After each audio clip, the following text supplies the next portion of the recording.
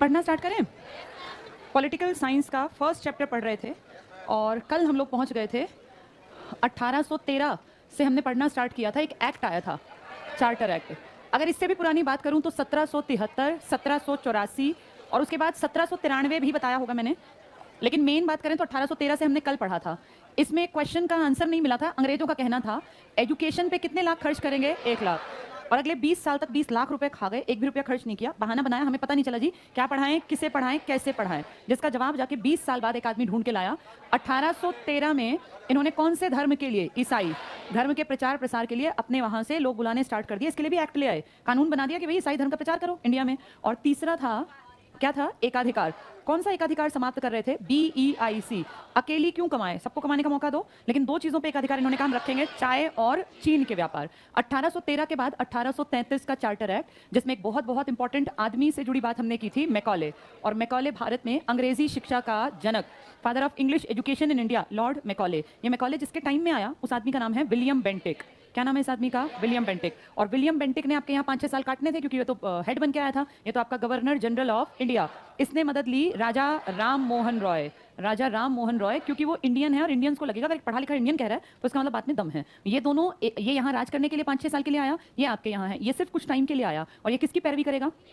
इसलिए English education का जनक कौन कहलाया? Lord Macaulay. इसने वो 3 आंसर दे दिए, क्या पढ़ाएं, किसे पढ़ाएं, कैसे पढ़ाएं। क्या पढ़ाएं तो मैथ साइंस पढ़ाओ, बस इतना जो इनका दिमाग हमारे लेवल का उभरे, बहुत ज्यादा होशियार भी नहीं बनाने ये। और किसे पढ़ाएं? अमीरों को। मीडियम क्या रखें? अंग्रेजी। इसीलिए इंग्लिश एजुकेशन का जनक मैकॉले, विलियम बेंटिक के टाइम में। कल एक लड़की कह रही थी कि 1843 में दास प्रथा का अंत नहीं हुआ था, 1829 में हुआ था। दास प्रथा अलग चीज है, सती प्रथा अलग चीज है। दास तो होते हैं भाई जिनके बाप दादा परदादा के टाइम में किसी ने किसी को दास बनाया, फिर उसकी अगली पीढ़ी भी दास बन गई। तो ये दास प्रथा बहुत नेगेटिव है, और स्लेवरी को तो पूरी तरह से बैन कर दिया था विदेशों ने भी। आपके यहाँ 1843 में किया। और कल हमने उसका नाम पढ़ा था, अगर तुम्हें याद हो, क्या नाम था? एलन बरो। तुम ना भूलो, उसके लिए बरी करना होता है ना, छोड़ देना। तो एलन बरो, भाई बरी कर दिया, लोगों को छोड़ दिया। पहले वो बेचारे दास थे, फिर इन सबको बरी कर दिया, रिहा कर दिया। तो एलन बरो के टाइम में आपके देश में स्लेवरी का जो सिस्टम था, इस पे पूरी तरह से बैन कर दिया गया। इसके बाद आपके देश में क्रांति हुई है 1857 की, और उस टाइम पे एक आदमी हुआ करता था जिसका नाम था कैनिंग। क से कैनिंग, क से क्रांति। कैनिंग में सिर्फ इसके हेड बदले। पहले ये BEIC का था, क्रांति हुई, और उसके बाद ये महारानी ब्रिटेन के अधीन आ गया। इसकी पोस्ट का नाम बदल दिया, पहले ये गवर्नर जनरल ऑफ इंडिया था, फिर ये वायसरॉय बन गया। वायसरॉय का मतलब होता है इन प्लेस ऑफ किंग, राजा की जगह भाई ये राज करेगा। ये इंपॉर्टेंट आदमी है। कल हमने ये सब चीजें पढ़ ली थी, और आज हमें इस क्रांति से आगे की बातें पढ़नी थी। ध्यान से सुनो, समझो, फिर किताब उठाएंगे। अब तुम्हारे देश में एक बहुत बड़ी क्रांति हो चुकी, जिसे तुम कहते हो 1857 की क्रांति। क्रांति ने सब कुछ बदल के रख दिया, सब कुछ अंग्रेजों के लिए। हमारे ऊपर कोई फर्क नहीं पड़ा। हमारे अब तक राजा बन के बैठे थे BEIC, अब इस कंपनी का अधिकार पूरी तरह से खत्म, और अब हम सीधे महारानी ब्रिटेन के अंडर हैं। इसका मतलब आप कॉमनवेल्थ कंट्री हैं। अब महारानी ब्रिटेन का आपके ऊपर राज है, और जहां जहां महारानी ब्रिटेन का राज है वो आगे जाके कॉमनवेल्थ देश ही बनेंगे। महारानी ब्रिटेन ने 1858 से राज स्टार्ट किया, और यहां से इन्होंने अपने देश से हमें लॉ एंड ऑर्डर के अकॉर्डिंग काम करने की समझ भी दी। जैसे अंग्रेजों का आना ठीक है, नुकसान था, लेकिन कुछ कुछ पॉजिटिव पॉइंट्स की अगर बात करूं तो लॉ एंड ऑर्डर हमें नहीं पता थे। हमने कब के बाद सीखे? जब किसका राज स्टार्ट हुआ? ब्रिटेन का। और यही कारण है कि 1860 में आपके देश में IPC, इंडियन पेनल कोड, इसके ऊपर भारतीय दंड संहिता, इसके ऊपर काम शुरू हुआ। भारतीय दंड संहिता, और पूरी एक किताब लिखी गई जिसमें सारी धाराएं, कौन से क्राइम का क्या कुछ मिलेगा भाई, 6 महीने की सजा किसमें, किसमें 1 साल की, किसमें 10 साल की, किसमें फांसी, किसमें आजीवन उम्र कैद, ये सब इस किताब में सारी धाराएं लिख दी गई। 1861 से इसको एग्जीक्यूट किया गया, और इसीलिए आपके देश में 1862 में हाई कोर्ट्स बने थे, क्योंकि हाई कोर्ट्स में तो ये बातें होती है, इसने इस धारा के अकॉर्डिंग गलत किया, अब इसको इतनी सजा मिलनी चाहिए। तो ये सब लॉजिकली देखो, तुम्हारा देश अब लॉ एंड ऑर्डर की तरफ चल पड़ा। अब तक BEIC मनमर्जी करती थी, लेकिन BEIC के जाने के बाद महारानी ब्रिटेन ने कहा सिस्टम से काम चलेगा, लॉ एंड ऑर्डर कंपलसरी है, इसलिए किताब लिखी गई है, इसलिए आपके यहाँ हाई कोर्ट्स बने हैं। और जब ये हाई कोर्ट बना ना, तो वो आपका पुराना सुप्रीम कोर्ट जो फोर्ट विलियम के अंदर था, पढ़ा था ना हमने, वो अब खत्म कर दिया। तो पुराना सुप्रीम कोर्ट जो 1773 के रेगुलेटिंग एक्ट से बना था, अब वो 1862 में समाप्त कर दिया गया, क्योंकि अब जगह जगह क्या बना दिए गए, और अब ये हाई कोर्ट किसी एक के फेवर में काम नहीं करेंगे। ये IPC की जो धाराएं बना दी, उनको पढ़ के लीगली जो ठीक होगा वो एक्शन लेंगे। क्या इतनी बातें समझ में आ गई? ये 1857 के बाद की बातें हैं। 1858 में बहुत बड़ा चेंज आपके देश में आया है, और इसके बाद धीरे धीरे करके चीजें सब ट्रैक पे आ गई अंग्रेजों के नजरिए से। हमारा तो नुकसान हुआ, लेकिन उनके लिए फायदा हुआ। पहले 1858 पढ़ते हैं, फिर आगे बढ़ेंगे। 1909, 19 सारा पढ़ेंगे आज। देखो जरा कहां तक कल पढ़ लिया था। पेज नंबर 11 पर हम आ गए थे ना। सबसे ऊपर कैनिंग पढ़ा था हमने, और हमने जाना था कैनिंग क्या था? देश का अंतिम गवर्नर जनरल ऑफ इंडिया और पहला वायसराय। कैनिंग के पास ये बात लिख लो, लिखो लास्ट GGI और फर्स्ट वायसराय। ये बात बाद में पेपर में याद नहीं आती। लास्ट GGI, अंतिम गवर्नर जनरल ऑफ इंडिया, और फर्स्ट वायसराय एक ही आदमी है ये, कैनिंग। तुमने वॉरेन हेस्टिंग्स क्यों पढ़ा था? वॉरेन हेस्टिंग्स 3 जगहों में से एक का हेड बना दिया था। कहाँ का? कलकत्ता। पहले तीनों के हेड होते थे, फिर इसको कहा बंगाल का तू क्या बनेगा? पहले सबके गवर्नर थे, तो इसको कहा तू गवर्नर जनरल है। गवर्नर जनरल कहाँ का बना था ये? हाँ, फिर इसको कहा कि तू पूरे भारत का गवर्नर जनरल। जब बंगाल का गवर्नर जनरल बना तो कौन आदमी था? Warren Hastings. ये नाम पेपर में एक जैसे लगते हैं। जब पूरे भारत का बना तब कौन था? तब था विलियम बेंटिक। और जब आपके देश में राज व्यवस्था बदली और कंपनी का राज महारानी ने छीन लिया, तब आपके देश में बना था लॉर्ड कैनिंग। बहुत लोगों को इन चारों में पता ही नहीं चलता पेपर में किसका नाम टिक करना है। और चौथा भी सुन लो लास्ट, जब आपकी ये पूरी महारानी का राज भी खत्म होगा ना और आपके देश का राज आएगा, तब आपके देश में ये पोस्ट फिर से खत्म करेंगे। ध्यान से देखो, बंगाल का गवर्नर जनरल, भारत का गवर्नर जनरल, भारत का वायसराय। फिर जिस दिन आप आजाद होंगे आपकी ये पोस्ट खत्म करके वायसराय वापस से गवर्नर जनरल ऑफ इंडिया बनेगा। GGI। यहाँ वायसराय था, यहाँ GGI था। ये सिर्फ गवर्नर जनरल था। आपके देश में आजादी के बाद आपका पहला बनने वाला गवर्नर जनरल ऑफ इंडिया कौन था? Lord Mountbatten. फिर ये इंडियन नहीं है, तो पहला इंडियन गवर्नर जनरल आपका C राजगोपालाचारी। पोस्ट 1 और आदमी 5 खड़े हैं इस पोस्ट पर। हर एक का क्वेश्चन जैसे पूछा जाए वैसे समझ में आना चाहिए, वैसे तुम्हें टिक मार्क करना है। अब इनके बीच में जिसको क्लैरिटी नहीं है ना वो फंसेगा पेपर में। अगर सिर्फ पूछे बंगाल का गवर्नर जनरल तो वॉरेन हेस्टिंग्स। गवर्नर जनरल का मतलब ये बंबई से भी ऊपर है, मद्रास से भी ऊपर है, ये कलकत्ता में बैठा है। फिर कहेंगे तू भारत का गवर्नर जनरल है तो पूरा इंडिया तेरे अंडर, ये बनेगा विलियम बेंटिक। जिसके टाइम में अंग्रेजी शिक्षक का वो क्या नाम है उसका? मैकॉले। आपका राजा राम मोहन रॉय, ये विलियम बेंटिक था। फिर बेंटिक के टाइम में समय बदला, क्रांति हुई। आगे जाके डलहौजी के बाद क्रांति कैनिंग के टाइम। कैनिंग को कहा पहले ये गवर्नर जनरल था, अब ये वायसराय है। फिर महारानी ब्रिटेन का राज खत्म हुआ और आपका देश आजाद हुआ, तो आपने कहा ये पोस्ट ही हटाओ, वायसराय हटाओ, GGI बनाओ। फिर GGI कौन बना? माउंटबेटन। फिर आपने कहा हमें अपना GGI बनाना है, तो आपने बनाया C राजगोपालाचारी। और 26 जनवरी 1950 को आपने कहा हमें ये आदमी भी नहीं चाहिए, पोस्ट ही नहीं चाहिए। GGI वायसराय ये तो तब की बातें हैं जब हम गुलाम थे, हम इस पोस्ट को अब आगे नहीं चलाएंगे। और इसीलिए आपने एक नई पोस्ट बना दी जिसे आपने नाम दिया भारत का राष्ट्रपति, प्रेसिडेंट ऑफ इंडिया। ये और ये बराबर ही तो थे। GGI की पोस्ट खत्म करके ही प्रेसिडेंट ऑफ इंडिया की पोस्ट क्रिएट की गई थी। ये 24 जनवरी 1950 को बन गए थे, लेकिन फिर दुनिया के सामने जो ये सारा काम हुआ ये 26 जनवरी, जब आपके देश में गणतंत्र दिवस था पहला। ये 5 नाम हैं, अभी भी यादों को समझ में नहीं आए होंगे। भारत का पहला गवर्नर जनरल, मैंने भारत का बोला, भारत का विलियम बेंटिक। भारत का पहला वायसराय, इंडिया का अंतिम गवर्नर जनरल आजादी के बाद वाला माउंटबेटन अंतिम नहीं था, राजगोपालाचारी। और पहला आजादी के बाद माउंटबेटन। अब देखो इनमें से थोड़ा सा मैं घुमा के पूछ रही हूँ, इंडिया में last governor general of India क्रांति के टाइम कौन था? कैनिंग। पहला वायसराय भी कौन है? और अगर वो कहें पहला भारत का गवर्नर जनरल, भारत का पहला गवर्नर जनरल विलियम बेंटिक, वो कहेंगे अंतिम वायसराय तुम्हारा जिसके टाइम में क्रांति हुई थी वो अंतिम था या पहला था? पहला। अंतिम कौन होगा लास्ट में जाके? माउंटबेटन। वो पहला क्या बनेगा? GGI। और अंतिम GGI कौन बनेगा? राजगोपालाचारी। C मतलब चक्रवर्ती, राजगोपालाचारी। ये तुम्हें बिल्कुल भी याद नहीं रहेंगे, ये मुझे पता है पहले ही। इस किताब में ना ऊपर नीचे कहीं भी 5-6 बातें लिख लो, लिखो, या किताब के लास्ट पेज पे जहां तुम्हें जगह मिले जो तुम पढ़ पाओ। पहला पॉइंट लिखो, बंगाल का गवर्नर जनरल। फर्स्ट पॉइंट जो आज आसान दिख रहा है ना, 10 दिन बाद ये याद नहीं आएगा। बंगाल का गवर्नर जनरल वॉरेन हेस्टिंग्स। इकट्ठे पॉइंट्स पढ़े हुए हमेशा काम आते हैं एग्जाम टाइम पे, वो टाइम बचाते हैं, एनर्जी बचा लेते हैं। बंगाल का गवर्नर जनरल वॉरेन हेस्टिंग्स, ये पहला पॉइंट हो गया। सेकंड पॉइंट में लिखो भारत का गवर्नर जनरल, GGI ब्रैकेट में लिख लेना, भारत का governor general GGI, governor general of India. ये कौन बना? William Bentinck. लिख लो ब्रैकेट इसके सामने, विलियम बेंटिक।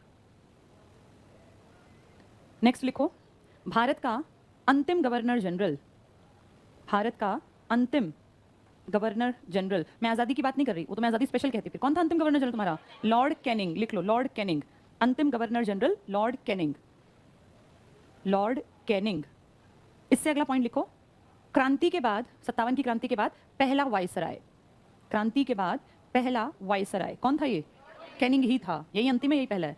लिखो क्रांति के बाद पहला वायसराय लॉर्ड कैनिंग। ये क्या भी था? अंतिम governor general Lord Canning. Next लिखो स्वतंत्र भारत का पहला GGI, governor general of India, स्वतंत्र भारत का पहला governor general of India GGI कौन था? ये लॉर्ड माउंटबेटन। लिख लो लॉर्ड माउंटबेटन। ये लॉर्ड क्यों लगाते हैं हर एक के नाम के आगे? क्योंकि ये सब MP हैं, मेंबर ऑफ पार्लियामेंट। और इनके यहाँ MP 2 तरह के होते हैं, House of Commons, House of Lords. और इनका सुप्रीम कोर्ट हमने पढ़ा तो था, क्या है इनका Supreme Court? House of Lords. इसलिए हर एक के नाम के आगे लॉर्ड लिखा हुआ है। लिखो लॉर्ड, क्या लिखा, क्या नाम लिखा तुमने? माउंटबेटन। इसी में अगला लिखो स्वतंत्र भारत का first Indian governor general of India. हाँ, स्वतंत्र भारत का पहला भारतीय गवर्नर जनरल, भारतीय गवर्नर जनरल C राजगोपालाचारी, चक्रवर्ती राजगोपालाचारी। राजगोपालाचारी जी बहुत बड़े आदमी थे, इनको इंडिया का बड़ा प्राइज भी मिला था, भारत रत्न। पहला भारत रत्न 3 को मिला था ना, किस किस को? राधा कृष्णन, राजगोपालाचारी और CV रमन। तो सोचो राजगोपालाचारी कितने बड़े आदमी थे।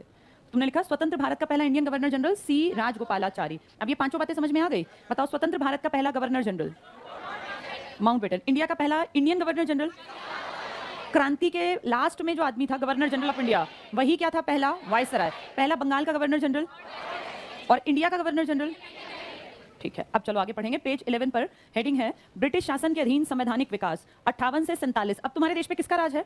ये ताज का राज है। ये जो सन लिखे है ना, ये ताज का राज है, लिख लो यहाँ, ताज का राज। अब आ जाओ अगली हेडिंग पर, भारत शासन अधिनियम 1858। अब तक क्या आते थे जो पीछे पढ़ते थे हम? चार्टर। चार्टर की परमिशन कौन देते थे? महारानी महाराजा। अब कोई चार्टर नहीं आएगा, अब तो महारानी सीधे एक्ट बनाएंगी और भारत के ऊपर एक्ट बनेंगे, गवर्नमेंट ऑफ इंडिया एक्ट। तो देखो, भारत शासन अधिनियम 1858, भारतीय स्वतंत्रता का मैग्ना कार्टा। किससे स्वतंत्रता? अंग्रेजों से या कंपनी से? कंपनी से। नाम लिख दिया, भारतीय स्वतंत्रता का मैग्ना कार्टा। इसमें सेकंड लाइन टिक करना, प्रधानमंत्री लॉर्ड डर्बी। अब पूछ लेंगे कौन था उस टाइम? तो लॉर्ड डर्बी, ये ब्रिटेन का था। महारानी विक्टोरिया के हस्ताक्षर के बाद यह अधिनियम पारित किया। उद्देश्य 57 के विद्रोह जैसी घटना की पुनरावृत्ति को रोकना।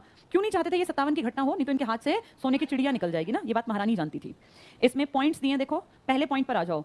इस अधिनियम को 1858 act for the better government of India, Bharat के शासन को अच्छा बनाने वाला अधिनियम, ये नाम दिया। Act for the better government of India, ये नाम जानबूझ के दे रहे हैं ताकि हमें लगे कि अच्छा शासन चलाएंगे ये। तो क्या नाम दिया इसको? Act for the better government of India. ये सब दिखावट है। अगला पॉइंट, इस कानून के द्वारा भारत का शासन, वेरी इंपॉर्टेंट, अंडरलाइन कर लो, कंपनी के हाथों से ले लिया गया और ब्रिटिश ताज के अधीन कर दिया गया। इसके द्वारा अब ब्रिटिश सम्राट का सीधा शासन भारत पर स्थापित। क्या वो खुद राज करने आएंगे?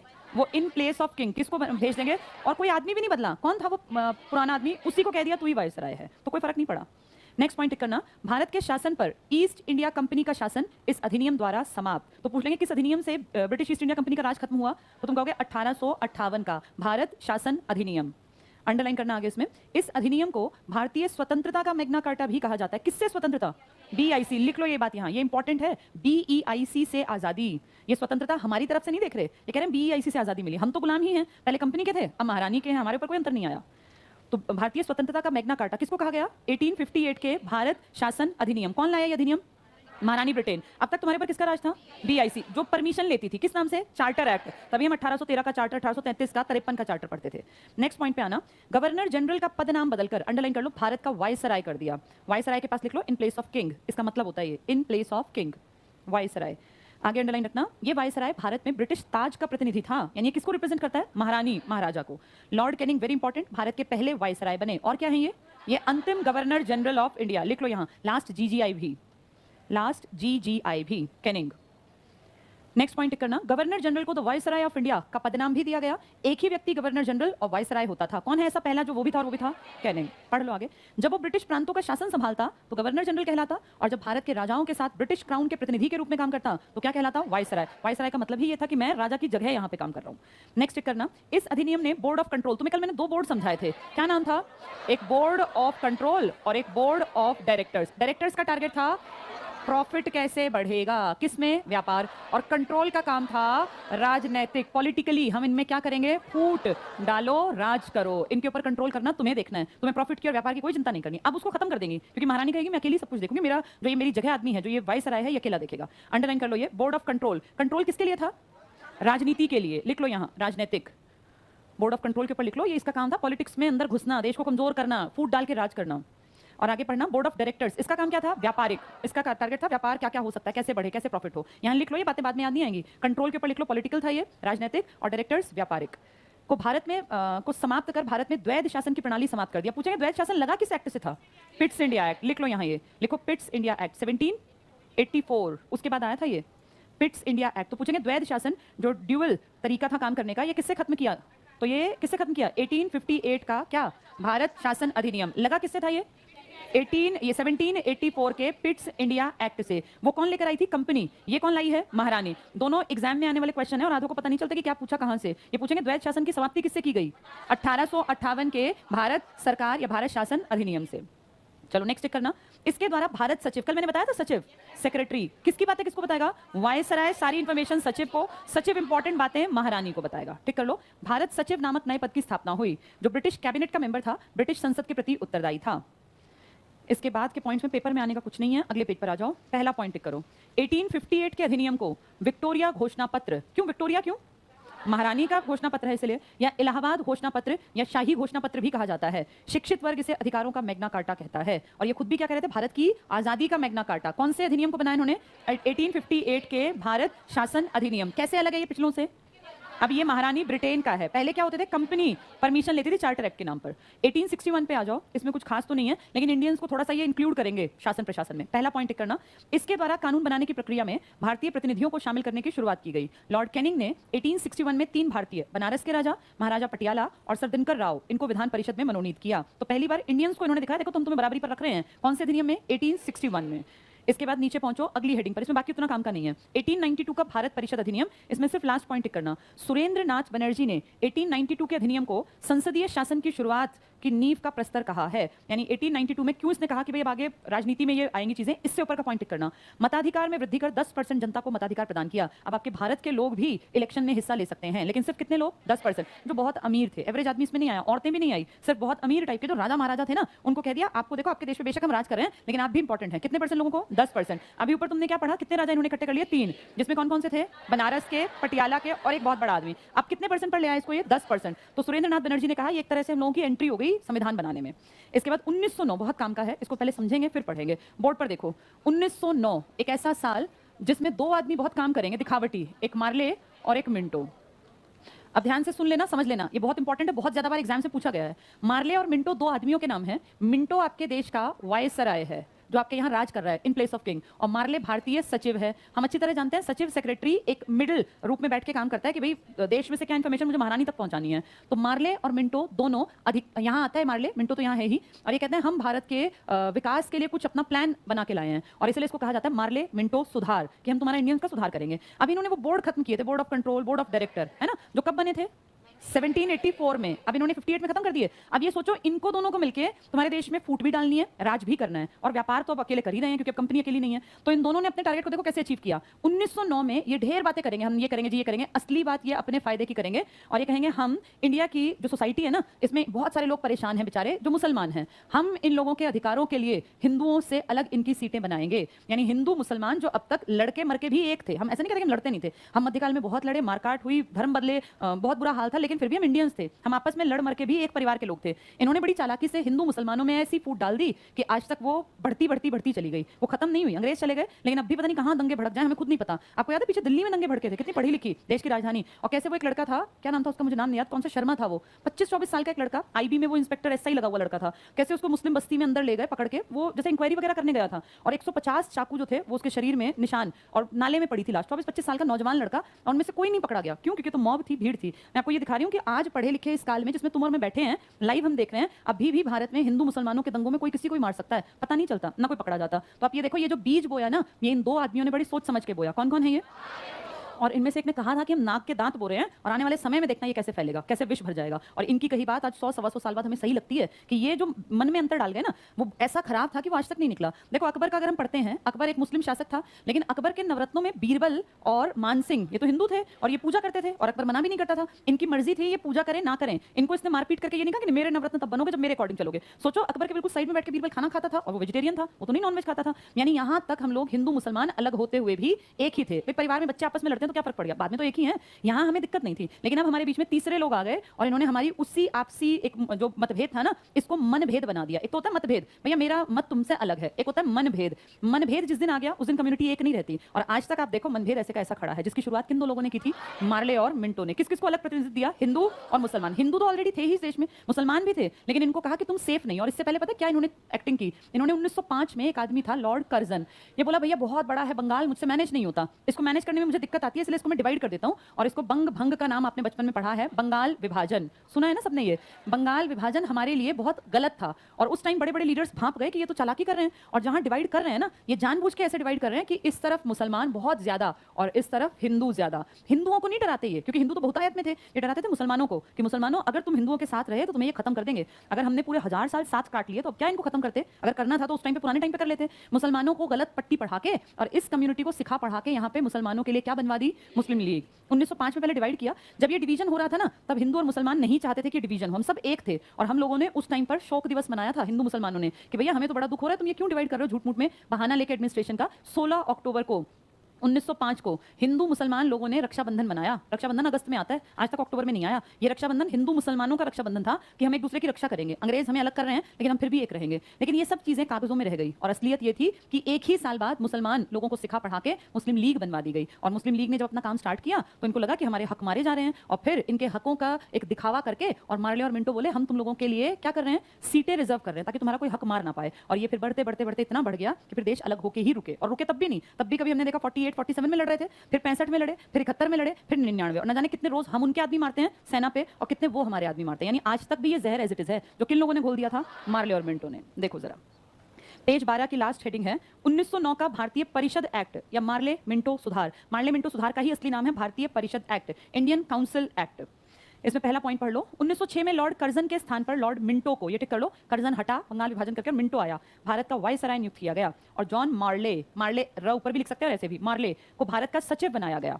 अगले पेज पर आ जाओ। पहला पॉइंट, भारत सचिव जॉन मार्ले और वायसराय लॉर्ड मिंटो, इतने अंडरलाइन करके अगली लाइन पीछे अंडरलाइन करना, प्रथम बार मुस्लिमों के लिए पृथक निर्वाचन की व्यवस्था की गई। पृथक निर्वाचन का मतलब था मुसलमानों को, ये पूरा पॉइंट अंडरलाइन कर लो, मुसलमानों को अपना प्रतिनिधि अपने संप्रदाय में से ही चुनने का अधिकार है। इस अधिनियम में संप्रदायवाद को वैधानिकता दी गई। लॉर्ड मिंटो को सांप्रदायिक निर्वाचन मंडल, निर्वाचक मंडल के जनक के रूप में जाना जाने लगा। कम्युनल इलेक्टोरेट, कम्युनल राइट्स होते हैं, सुने तुमने, जिसे कहते हैं सांप्रदायिक दंगे। सांप्रदायिकता अच्छी चीज है, खराब चीज है? हाँ, अगर वो इस लेवल पे हो, देखो जैसे दोनों अच्छे हैं, बहुत बढ़िया, लेकिन अगर हिंदू ये कहे कि सिर्फ हिंदू ही अच्छा है तो ये तो कट्टरता है। अगर मुसलमान कहे सिर्फ मुसलमान ही अच्छा है तो कट्टरता है। हिंदू कहे मैं बहुत अच्छा हूँ लेकिन बाकी सब भी मेरे जैसे ही हैं, मुसलमान कहे मैं भी बहुत अच्छा हूँ लेकिन बाकी सबका भी अस्तित्व है। जब ये अपने अपने में गुम हो जाए ना कि मैं ही मैं हूँ, तो फिर तो देश का नुकसान होगा ही होगा, चाहे वो कोई भी कम्युनिटी हो। इसी को बोलते हैं सांप्रदायिकता, कि मैं ही बेस्ट हूँ, बाकी सब मर जाने चाहिए, बाकी सब होने ही नहीं चाहिए। ये अंग्रेज सिखा गए हमें, नहीं तो इससे पहले हम लोग लड़े भी, मरे भी, लेकिन फिर भी हम एक थे। और अगर ऐसा ना होता तो 1000 साल तक कैसे मुसलमान रह गए और हिंदू भी रह गए? ऐसा तो नहीं ना हिंदू गायब हुए। जब आपके देश में बाबर, हुमायूं, अकबर थे तब भी तो हिंदू थे, और जब हिंदू थे तब मुसलमान भी थे, बीच में हिंदू राजाओं ने भी राज किया, हर्षवर्धन जैसे लोग भी तो थे उसके बाद खैर आए। लेकिन फिर भी ऐसा नहीं कि बिल्कुल हिंदू गायब थे, हिंदू भी थे, मुसलमान भी। हम लड़े मरे भी, हम ये नहीं कहते हम शरीफ थे, हम लड़ते मरते थे, लेकिन फिर भी हम एक मानते थे देश को। इन्होंने आके ये गड़बड़ पैदा कर दी। नेक्स्ट टिक करना इसमें अगले पॉइंट में, सांप्रदायिक निर्वाचन, कम्युनल इलेक्टोरेट, ये नेगेटिव चीज थी आपके लिए। इसके प्रावधान पढ़ो। पहला, 1909 के अधिनियम द्वारा भारतीयों को विधि निर्माण और प्रशासन दोनों में प्रतिनिधित्व प्रदान किया गया। अब तुम्हें थोड़ा सा बहलाने के लिए कह रहे हैं कि तुम्हें हम मेंबर बना रहे हैं बराबरी का।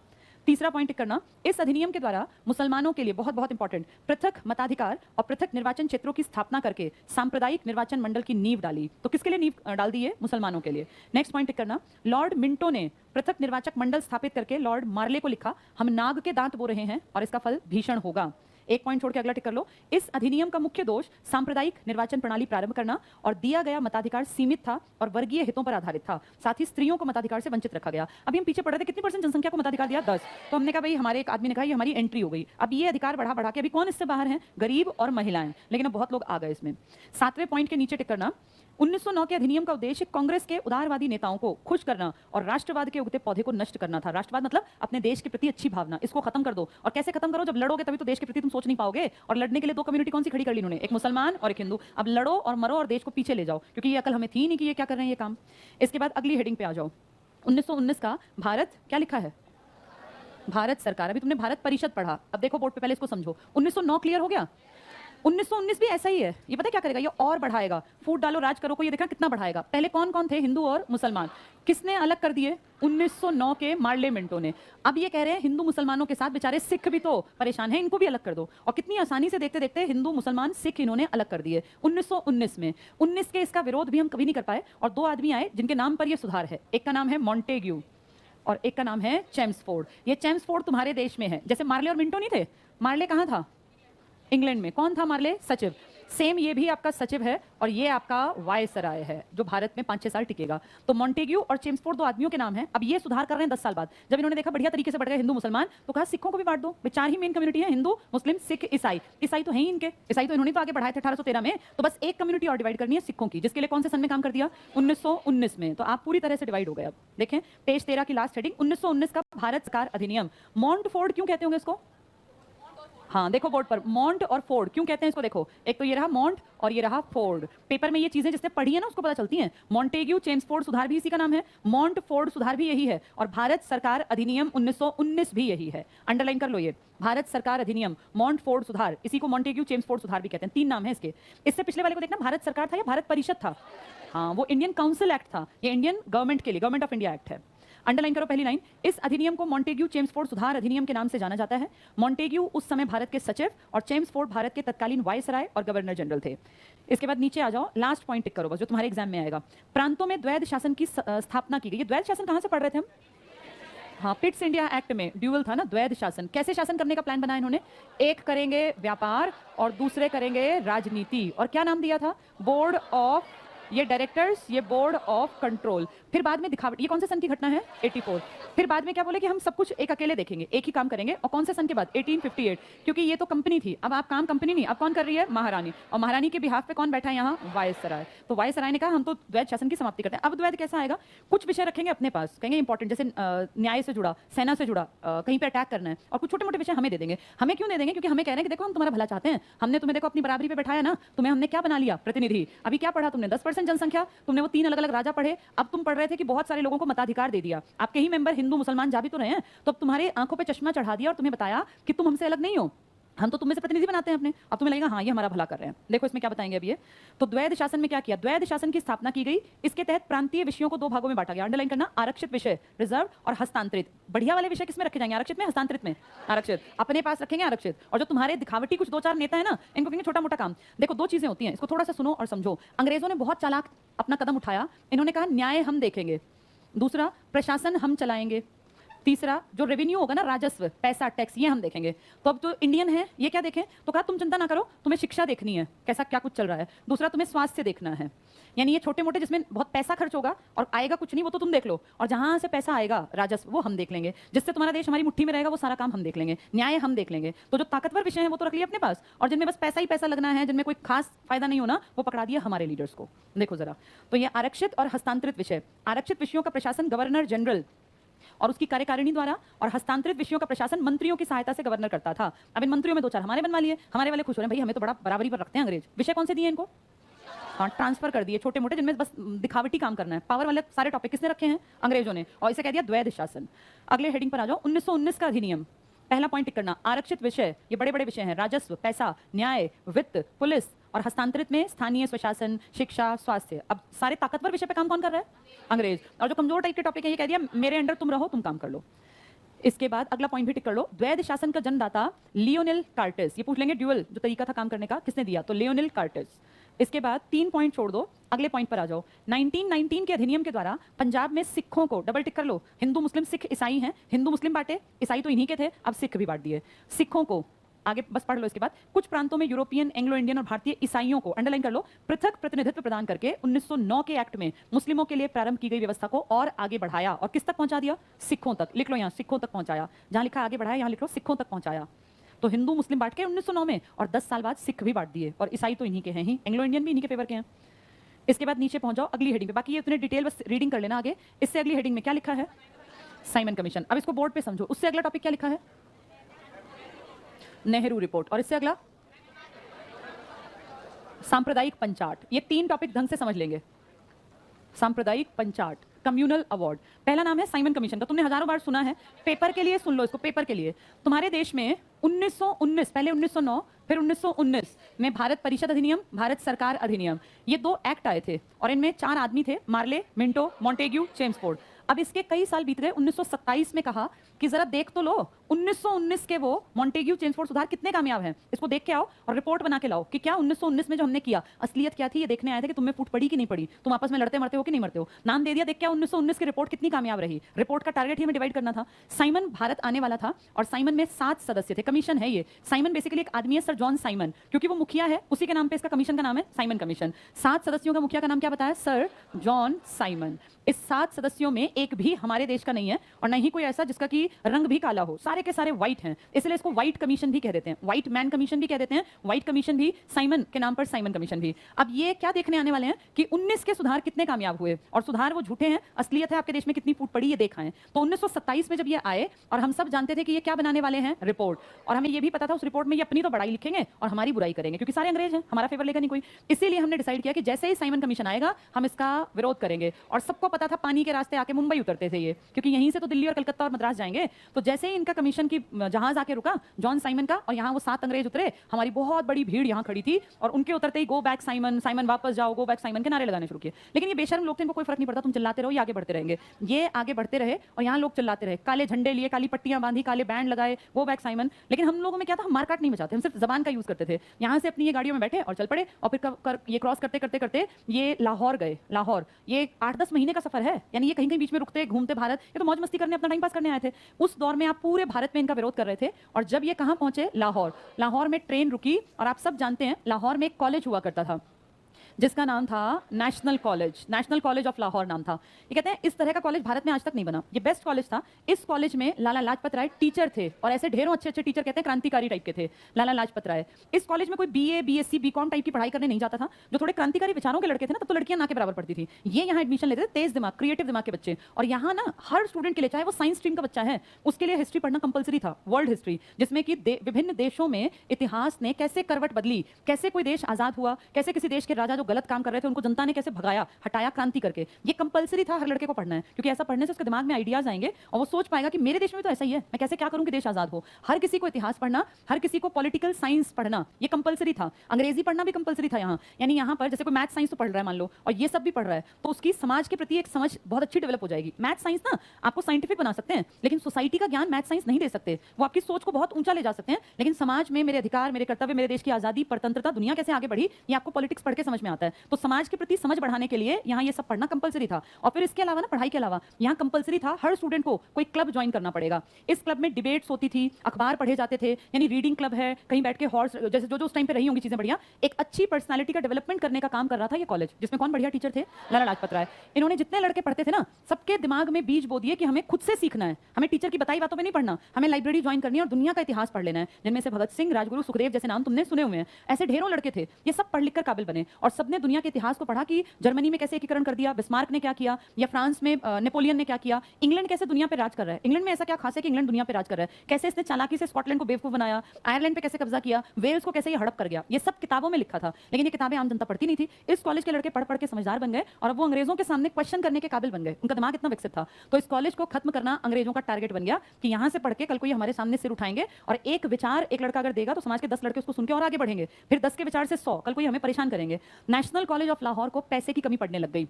कोई भी संस्था अगर चलती है ना, तो वो तब चलती है जब उसमें पैसा भी आता हो। कहीं भी कुछ भी फ्री में ज्यादा दिन नहीं चलता और ना टिकता। नेशनल कॉलेज कितनी अजीब बात है, देश का बेस्ट कॉलेज था, लेकिन 6-7 सालों में खत्म हो गया पैसे की कमी में। यहाँ टीचर्स को देने के लिए पैसे नहीं थे, तनख्वाह नहीं थी, टीचर्स ने पढ़ाना छोड़ दिया, लाइब्रेरी को मेंटेन करना मुश्किल हो गया, और धीरे धीरे करके कॉलेज खत्म हो गया। लेकिन जब तक ये खत्म हुआ, तब तक यहाँ भगत सिंह जैसे ढेरों लड़के पढ़ लिख के कामयाब हो गए। और कामयाब का मतलब नौकरी नहीं था, कामयाब का मतलब उनका दिमाग खुल गया कि दुनिया कैसे आगे बढ़ी, हम क्यों पीछे हैं, और कभी भारत विश्व गुरु था, ये इतना नौकर क्यों बन के रह गया, उपनिवेश क्यों बन के रह गया। और लाला लाजपत राय जैसे लोगों ने, जो खुद एक टीचर थे, बहुत बड़े पॉलिटिशियन हैं नो डाउट, लेकिन एक बहुत बड़े टीचर भी थे, इन्होंने अपने लड़कों को बहुत काबिल बनाया। और लाला लाजपत राय लीड करके अपने उन सब लड़कों को लेके लाहौर के रेलवे स्टेशन पर पहुंच गए, जहां कौन से कमीशन के आदमी उतरने थे, साइमन।